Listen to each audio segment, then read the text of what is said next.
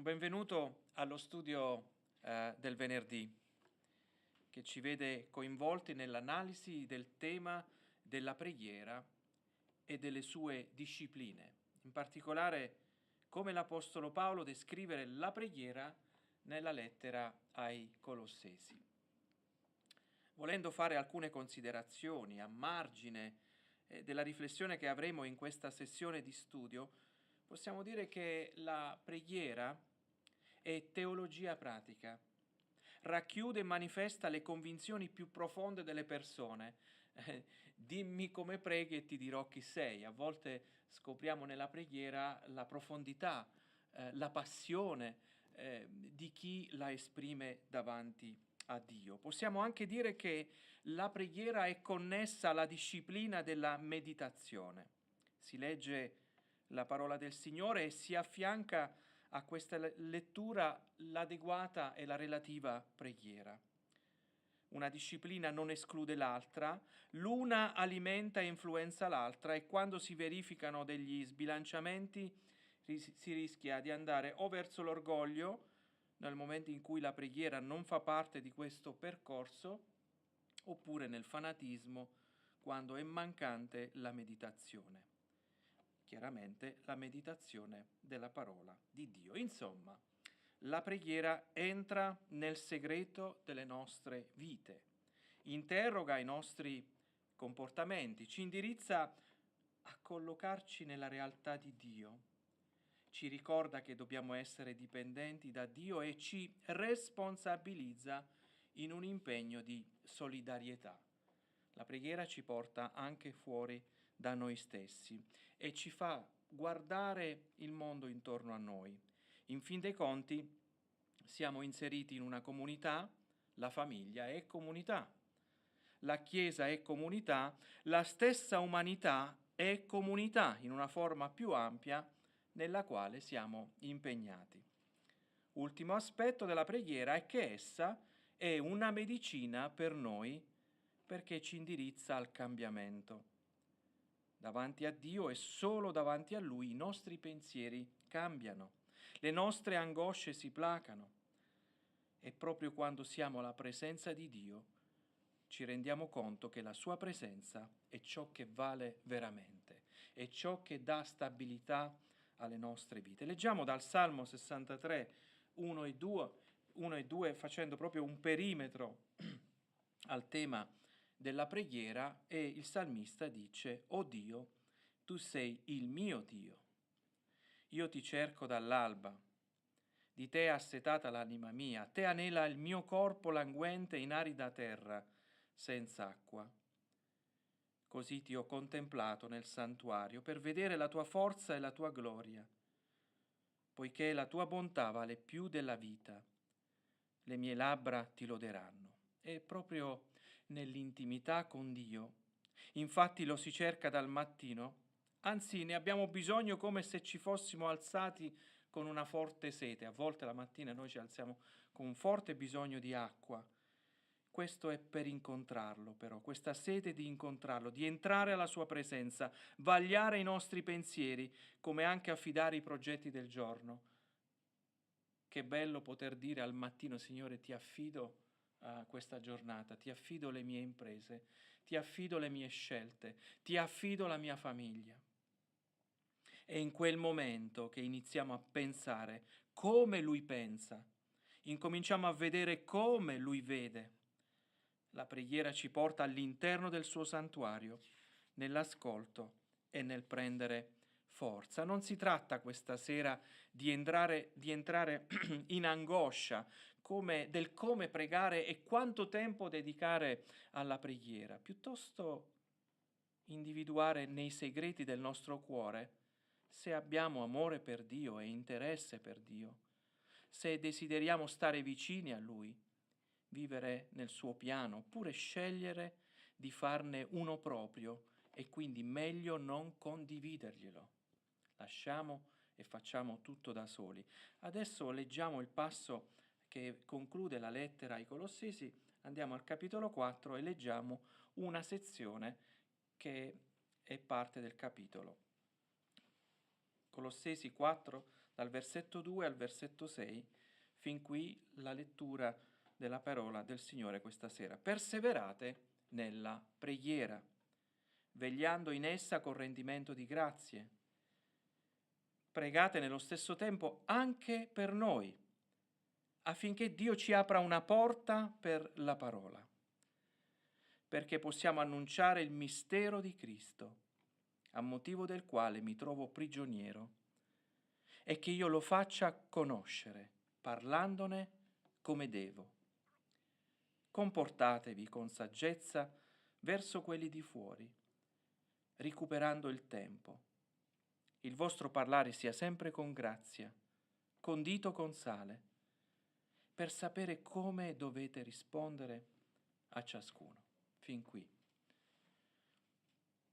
La lettura di questa sera ci proietta e indirizza a guardare verso l'esterno, sviluppare una visione missionale nel comprendere le modalità attraverso le quali connetterci con il mondo intorno a noi, nella realtà che ci circonda. 2 domande.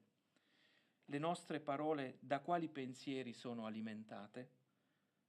La nostra quotidianità, seconda domanda, è caratterizzata dal ringraziamento, glorificando il Signore? Ecco, l'Apostolo Paolo ci dà subito una dritta, come si dice nel linguaggio moderno, rileggendo il versetto 2, perseverate nella preghiera, vegliando in essa con rendimento di grazie.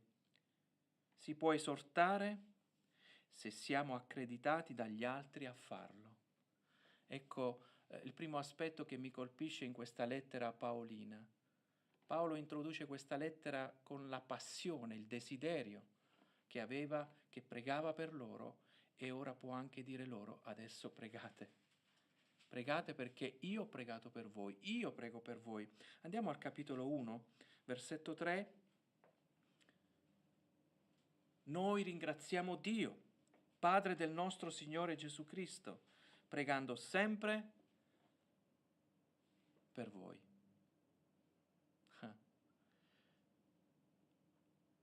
C'è sempre qualcuno che prega per noi. E Paolo aveva un cuore per i credenti, in questo caso colossesi, ma queste erano lettere circolari. Pertanto è come se pregasse per tutti i gruppi e tutte le chiese e tutti i credenti che lui conosceva e a volte non conosceva, come è capitato anche alla Chiesa di Roma. È naturale pregare. Si intravede una certa disinvoltura, possiamo dire normalità, consuetudine a pregare conoscendo i temi della preghiera.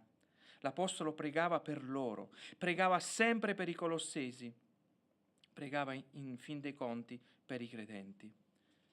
Dal giorno che si apprende che c'è una comunità e vi sono dei credenti in un luogo, in una città, Paolo Apostolo li custodisce. Ecco, questo è l'aspetto. Lui li custodisce in Dio.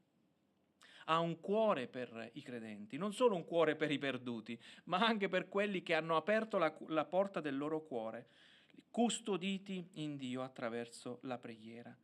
Pertanto può parlare della preghiera e indirizzare a fare la stessa cosa. Perseverate nella preghiera, vegliando in essa con rendimento di grazie. L'Apostolo ci esorta a pregare essendo anche la prima disciplina che abbandoniamo facilmente come credenti. È quasi imbarazzante esaminarci nel trovarci mancanti nella nostra quotidianità, ma non è questo il senso di questa esortazione e non è il senso della nostra riflessione serale. Il rischio è manipolare i sentimenti di chi ci ascolta, oppure solo dirci stasera in conclusione: posso fare meglio, posso fare di più. Quanto invece comprendere il modo in cui Paolo parla ai suoi lettori della preghiera.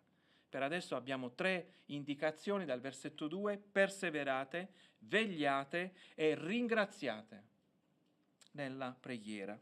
State nella preghiera, guardate ciò che accade intorno a voi. Questo è il senso del vegliare. Ringraziate. Un modo per essere continuamente riconoscenti a Dio dello stato in cui ci troviamo, sapendo che in quello stato Lui c'è. Perché preghiamo? E siamo esortati a pregare. Noi preghiamo non per dovere, ma solo perché la preghiera è l'espressione della continuità dell'opera di Dio nella nostra vita. Pertanto io quando prego sto dicendo: Signore, tu sei ancora con me. Non perché ho dei dubbi, ma perché questa grazia, questa salvezza, questo incontro con Dio una volta forse nella nostra vita, che ci ha portati nel regno dell'amato Figlio, e viene vissuto nella continuità. E la preghiera è l'espressione di questa continuità dell'opera di Dio che non verrà mai meno. Per questo preghiamo esprimendo la continuità della sua opera in noi. A questo punto possiamo pensare che non è un obbligo, né una costrizione, non ci dobbiamo neanche vergognare, quanto esprimere una relazione e nella preghiera rievocarla. Perseverate nella preghiera. Quali sono le motivazioni? Colossesi capitolo 2, andiamo indietro di 2 capitoli e leggeremo i versetti 6 e 7, come dunque avete ricevuto Cristo Gesù, il Signore, così camminate in Lui, radicati e edificati in Lui, saldi nella fede, come vi è stata insegnata, e abbondando nel ringraziamento. Ecco, abbondando nel ringraziamento. Proprio perché avete ricevuto da Cristo, abbondate nel ringraziamento. E il ringraziamento è preghiera. L'Apostolo non aveva mai cessato di pregare per loro, per questo motivo. Una delle cose che ricordo con profonda riconoscenza è il momento in cui potevo raccontare ad un fratello di Latisana, ora col Signore, lui voleva sapere l'opera di Dio nella nostra comunità, le attività che facevamo, gli ospiti che invitavamo, gli eventi che potevamo organizzare, perché sarebbero stati oggetto delle sue preghiere, sentendosi parte di quel progetto come credente. Questa è una cosa che mi ha sempre colpito quando andavo dal fratello Nello. Lui voleva sapere: dimmi, raccontami. E lui mi avrebbe chiesto all'incontro successivo qualcosa in più. Si prega perché Dio mette ordine dal caos. Si prega perché la pace sostituisce l'ostilità. Si prega perché la riconciliazione sostituisce l'alienazione. Si prega perché Cristo rimane ed è la soluzione per le nazioni. Quali sono coloro che non pregano? Sono i nemici di Dio, coloro che sono alienati. Perciò preghi perché sei amico di Dio e perché hai assaporato la sua riconciliazione mediante l'opera del Figlio. E capiamo subito che usciamo dal senso del dovere, ma entriamo nell'ottica del piacere, della riconoscenza, della gratitudine. Perseverate nella preghiera vegliando. Certo, può capitare anche di addormentarsi quando si prega. È successo a chi? Ai discepoli? Vi ricordate nell'orto del Getsemani? Ma non è questo il senso. Il vegliare per l'Apostolo Paolo è altro. Certo può capitare che ci si addormenta. Vegliare è capire il senso delle cose di Dio. Vegliare in ciò che sta realmente accadendo intorno a noi e dentro di noi. Questo è il vegliare. Colossesi 3, 1, 4. Se dunque siete stati risuscitati con Cristo, cercate le cose di lassù, dove Cristo è seduto alla destra di Dio. Aspirate alle cose di lassù, non a quelle che sono sulla terra, poiché voi moriste e la vostra vita è nascosta con Cristo in Dio. Quando Cristo, la nostra vita, sarà manifestato, allora anche voi sarete con Lui manifestati in gloria. Il vegliare ha a che fare con una piena consapevolezza di chi siamo, ciò che dobbiamo fare ogni giorno e dove vogliamo andare. Vegliare significa che mentre prego do direzione alla mia vita, ordine alla vita, obiettivi da raggiungere che siano consoni alla chiamata di Dio. È scritto: se dunque siete stati risuscitati con Cristo, allora cercate le cose di lassù. Possiamo allora dire in una parola: pregate. Se vediamo la vita e il mondo in chiave di una responsabilità personale nella partecipazione e realizzazione degli scopi di Dio, allora preghiamo con perseveranza e vegliamo in essa. Vedete? 3 ordini: perseverate, vegliate, ringraziate. Il ringraziamento è il controaltare al senso di colpa. Il ringraziamento è l'energia della preghiera. Ringraziamo Dio per voi. Ecco l'inizio della lettera. Ringraziamento perché abbiamo sentito, pensate, parlare della vostra fede. E quindi era una fede che sapeva vegliare e sapeva interrogarsi e andare verso l'esterno. Allora, se vogliamo farci una cura che ci spinge alla gratitudine, dobbiamo leggere questa lettera perché troviamo la sufficienza e la completezza dell'opera di Dio nella nostra vita. Capitolo 3, che è l'apoteosi dell'eccellenza e della sufficienza e della completezza dell'opera di Cristo. E ritorniamo a leggere qualche versetto del capitolo 3, dal versetto 15 al 17. E la pace di Cristo, alla quale siete stati chiamati per essere un solo corpo, regni nei vostri cuori, e siate riconoscenti. La parola di Cristo abiti in voi abbondantemente, ammaestrandovi ed esortandovi gli uni gli altri con ogni sapienza, cantando di cuore a Dio sotto l'impulso della grazia, salmi, inni e cantici spirituali. Qualunque cosa facciate, in parola e in opera, fate ogni cosa nel nome del Signore Gesù, ringraziando Dio Padre per mezzo di Lui. La preghiera ci connette tra l'opera di Dio nella nostra vita. Infatti il capitolo 3 esalta la sua sufficienza, quindi la sufficienza dell'opera di Cristo, per poi andare verso l'esterno per realizzare gli scopi di Dio. Quindi noi attraverso la preghiera mettiamo insieme l'opera di Dio nella nostra vita e la nostra missione. È attraverso questi 2 elementi che noi viviamo la preghiera e le nostre vocazioni.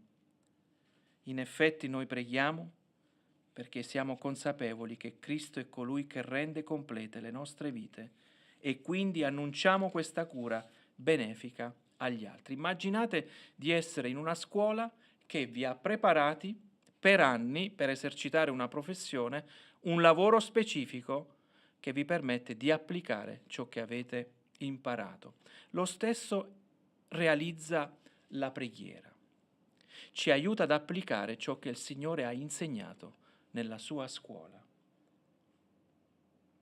È quella gioia e riconoscenza di un nuovo status conquistato e realizzato da Dio per noi affinché ci sia adorazione. Insomma, non dobbiamo pregare per toglierci un debito o perché più si prega e meno sensi di colpa avremo. Preghiamo per riconoscenza a Dio per ciò che ogni giorno dona e provvede, rinnovando in noi la sua opera che va avanti nel tempo. Da una situazione generale, adesso ci spostiamo ad una specifica.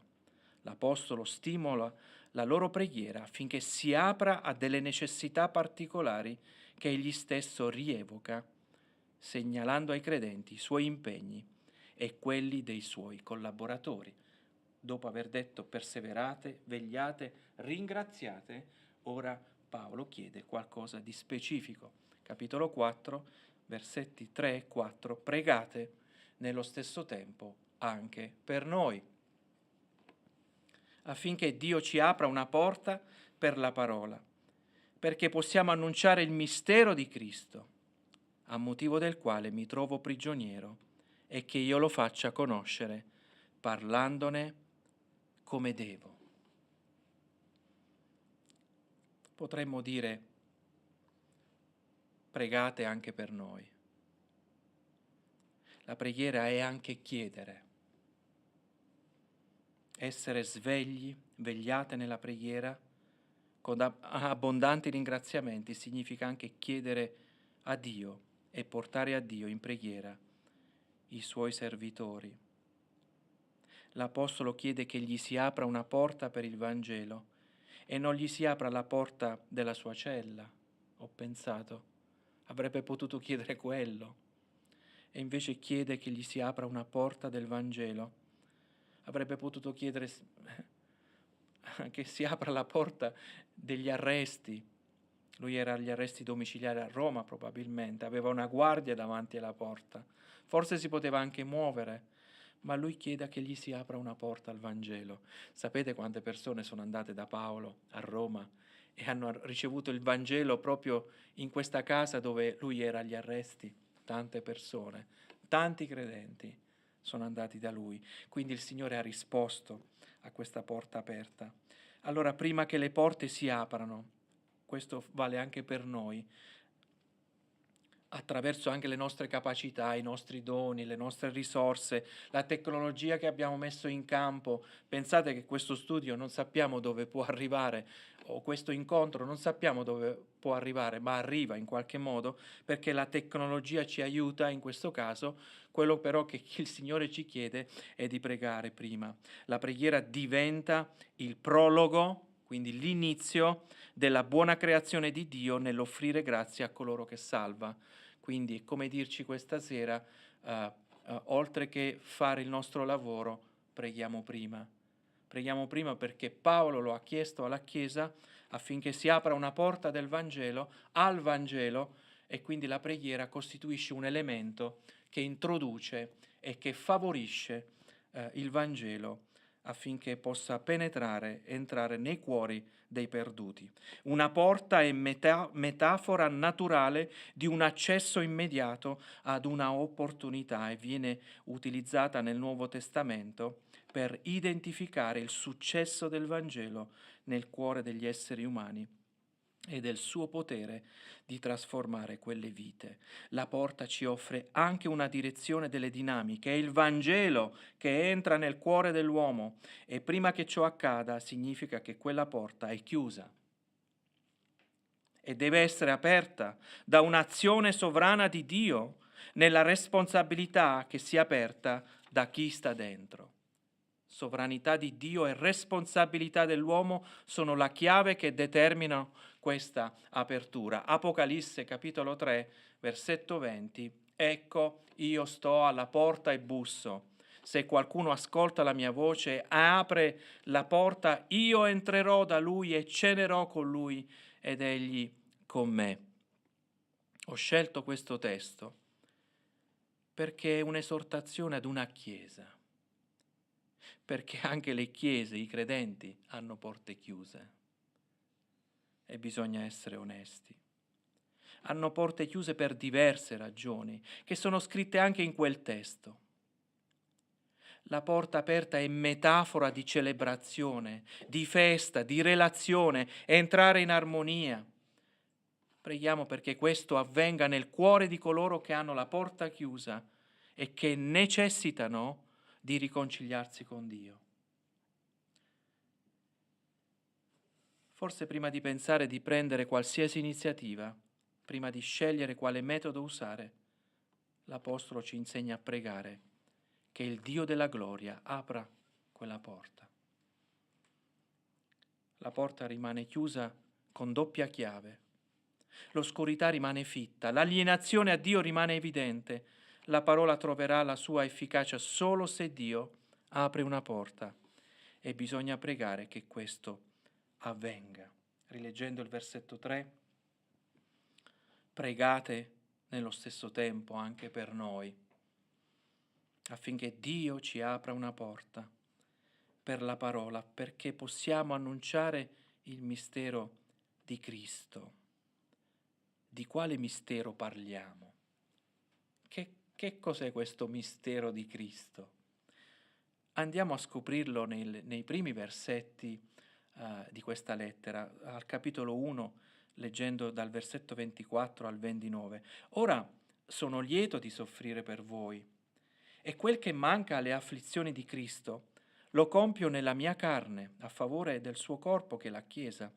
Di questa io sono diventato servitore, secondo l'incarico che Dio mi ha dato per voi di annunciare nella sua totalità la parola di Dio, cioè, ecco, scopriamo il mistero, cioè il mistero che è stato nascosto per tutti i secoli e per tutte le generazioni, ma che ora è stato manifestato ai suoi santi. Dio ha voluto far loro conoscere quale sia la ricchezza della gloria di questo mistero fra gli stranieri, cioè Cristo in voi. Ecco il mistero. Cristo nella tua vita. Perché prima non c'era. Ecco il mistero svelato. È un mistero perché Cristo è stato annunciato nelle scritture e si è rivelato in un certo momento e in un certo periodo storico. Quindi la croce, la sua incarnazione, sono la rivelazione di questo mistero e di questo mistero ne abbiamo bisogno. Cristo in voi, la speranza della gloria, che noi proclamiamo esortando ciascun uomo e ciascun uomo istruendo in ogni sapienza, affinché, ecco la responsabilità, presentiamo ogni uomo perfetto in Cristo. A questo fine io mi affatico, combattendo con la sua forza che agisce in me con potenza. Di quale mistero si parla? Sappiamo che è un mistero svelato, prima nascosto e poi svelato. È un mistero che porta speranza, è un mistero che ha bisogno che qualcuno lo sveli. Potremmo dirci questa sera: ti svelo un mistero, ti svelo un mistero, lasciarti conoscere Cristo, che può dare un senso nuovo alla tua vita, anzi, con la sua presenza nella tua vita sei reso perfetto, sei resa perfetta. Nonostante la nostra umanità rimane segnata da tante criticità, nella circostanza del mistero di Cristo inizia una vera riforma che ha bisogno del nostro impegno, nella responsabilità di camminare con Dio e non più da soli.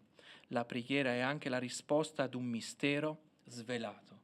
Quindi quando noi preghiamo stiamo dicendo: Signore, è vero, non ti conoscevo, ma ora sei nella mia vita.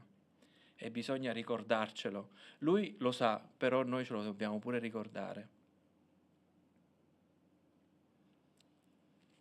Rileggendo ancora i versetti 3 e 4, pregate nello stesso tempo anche per noi, affinché Dio ci apra una porta per la parola, perché possiamo annunciare il mistero di Cristo, a motivo del quale mi trovo prigioniero, e che io lo faccia conoscere, parlandone come devo. E l'Apostolo chiede la preghiera non per la sua prigionia. Si potrebbe dire: non chiede la preghiera perché i servi del Signore non soffrano. Ecco, questo è il concetto. Ma che mentre soffrono Dio apra una porta affinché quel messaggio non sia più mistero per coloro che lo accolgono e che vengono portati alla perfezione in Cristo. Richiede questo messaggio di un ulteriore elemento, quello della chiarezza, dirà l'Apostolo, parlandone come devo.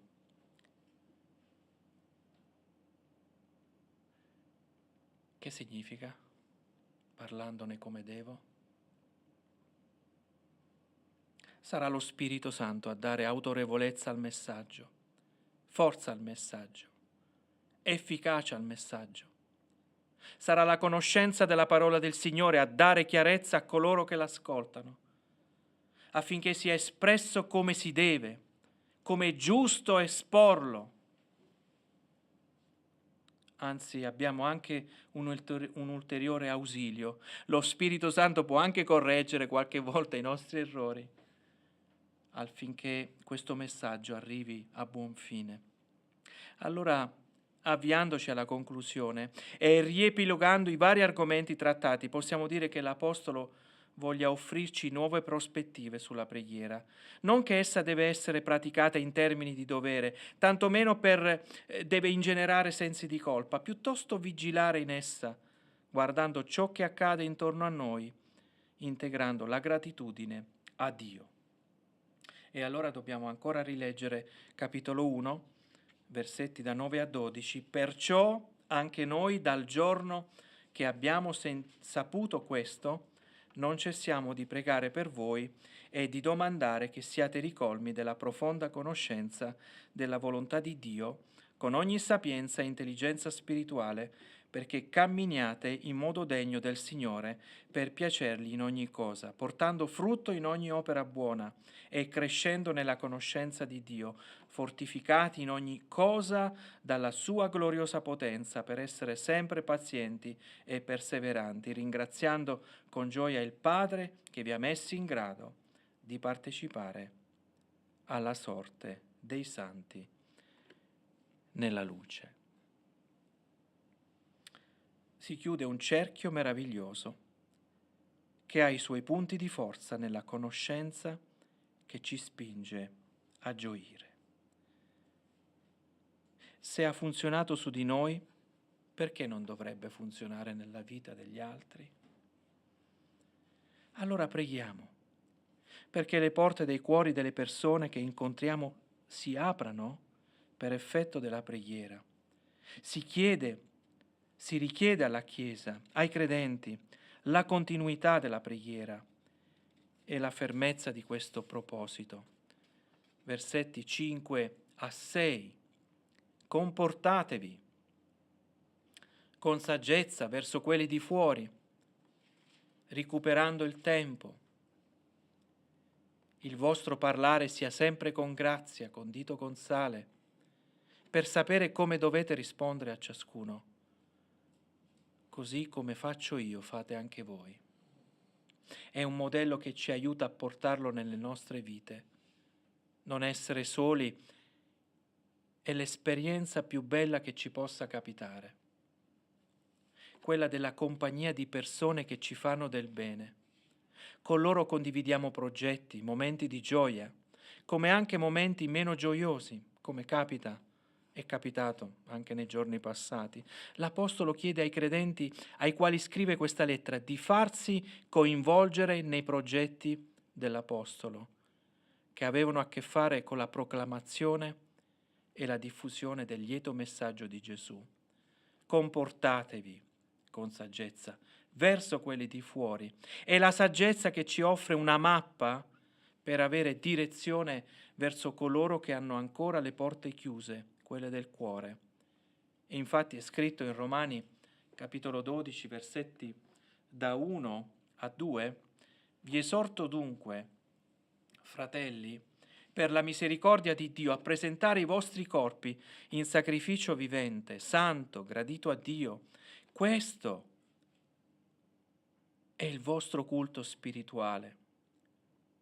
Non conformatevi a questo mondo, ma siate trasformati mediante il rinnovamento della vostra mente, affinché conosciate per esperienza quale sia la volontà di Dio, la buona, gradita e perfetta volontà.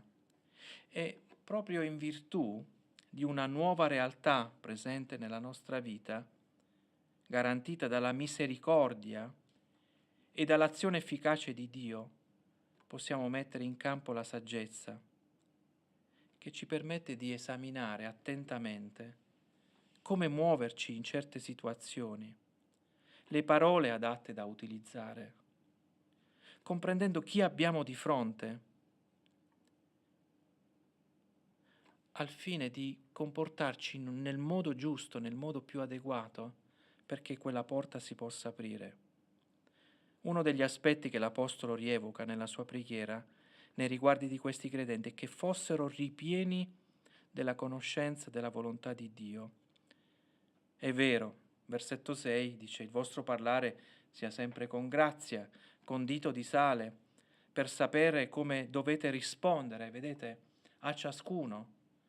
Significa che ogni persona ha bisogno di risposte. alle loro domande.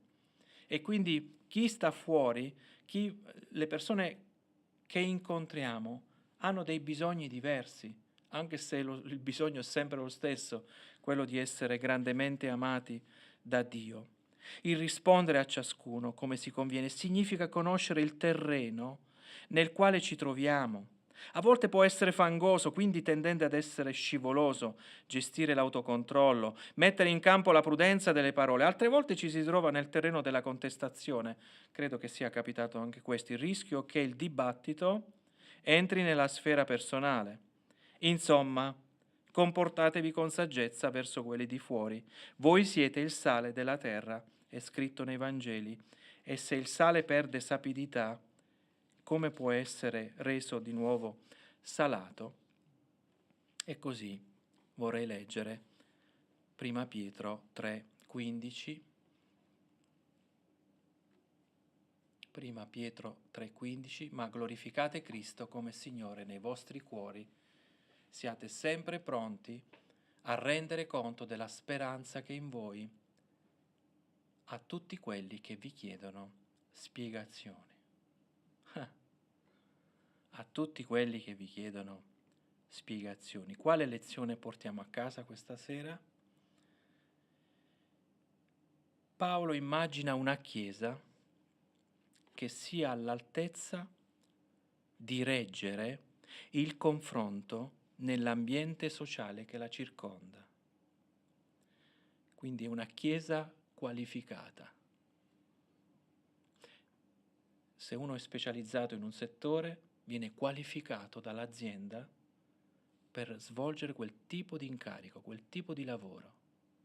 E Paolo sta dicendo alla Chiesa di essere all'altezza, possiamo usare un versetto di una celeste vocazione, di reggere il confronto nell'ambiente sociale che la circonda, nella realtà nella quale è collocata, capace di attirare l'attenzione attraverso i propri discorsi con tematiche che rispondono ai bisogni delle persone che ci circondano. È una Chiesa che si prepara in un progetto di espansione, nello stesso tempo utilizza la preghiera come occasione privilegiata affinché si possano aprire delle porte al Vangelo e nello stesso tempo rendere stabili le vite di coloro che praticano la preghiera in termini di gratitudine e per esprimere in essa, quindi nella preghiera, la continuità dell'opera di Dio nelle nostre vite. Questo è il senso della preghiera. Signore, grazie perché tu sei ancora in opera nella mia vita. Nonostante abbia vissuto questa situazione, nonostante abbia attraversato certe situazioni difficili della vita, io prego questa sera per dirti che ancora la tua opera nella mia vita continua. È come un segnale visivo, un segnale acustico che in qualche modo ci lascia capire a noi stessi prima della continuità dell'opera di Dio. Vorrei rileggere il passo e poi salutare coloro che ci seguono nella diretta. Colossesi 4, 2, 6, perseverate nella preghiera, vegliando in essa con rendimento di grazie. Pregate nello stesso tempo anche per noi, affinché Dio ci apra una porta per la parola, perché possiamo annunciare il mistero di Cristo, a motivo del quale mi trovo prigioniero, e che io lo faccia conoscere, parlandone come devo, comportandovi con saggezza verso quelli di fuori, recuperando il tempo. Il vostro parlare sia sempre con grazia, condito con sale, per sapere come dovete rispondere a ciascuno. E noi ci auguriamo questa sera di aver potuto produrre risposte a ciascuno di voi. Buona serata nelle benedizioni del